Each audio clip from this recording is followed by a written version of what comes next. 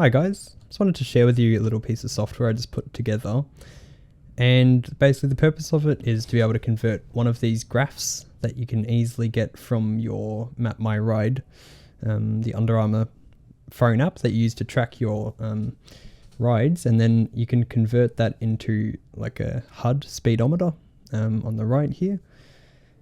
So I thought it might have been useful because a lot of the time you might want to be putting some kind of speedometer over your videos and you might not have recorded that already, but you probably, if you use this app, you'll have these recorded. Unfortunately, they didn't make it so there's any way to export your speed data, but they do give you this graph. It's basically just using this graph, you can actually trace it and import it into this software, and it'll do all the work for you and give you one final video that you can import at the end. I decided to put a green backing on it because you can just use a green screen filter on it and then it'll just give you the text.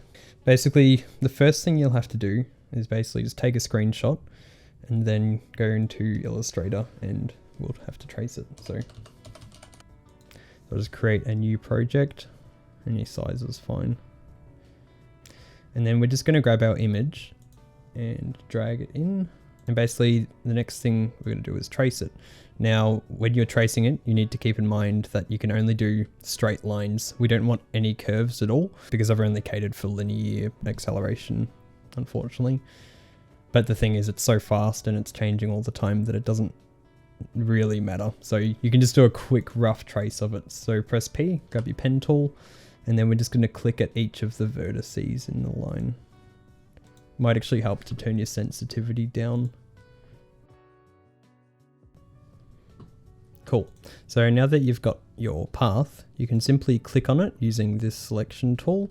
Press Ctrl C to copy it. This will copy all of the points, and then you can just open your text editor. So you can just go Ctrl N and paste that one in there.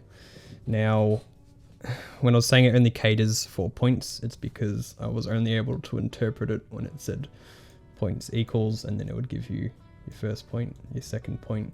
It might say something like M/, or it might just say 0.1, 0.2. If it does those, unfortunately, you're going to need to try doing it again because the program's not going to read it. So now that we've got this, we can open my program. And then, yeah, so you're prompted with this message. You simply want to just paste that one in there and then press enter. If it's gotten to that stage, then it's read it successfully. And then how long was the trip? So here you can go back to your MapMyRide app and you can get the exact time. It wants it in seconds. And I think mine was 32 minutes or something like that. 1920.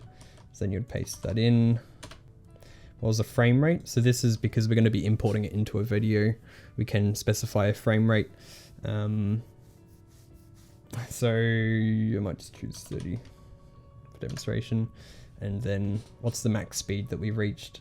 Now it'll also show that in the app. It's funny because on this graph it actually says 38.74 at the top there. But then if you go to here it says 39.9. So I'm probably going to use this value just to be safe. So then you can put in 39.9. And then it'll start doing its thing. It'll start basically generating each image of each speed. Because mine is a 30-minute video that's going to take a very long time.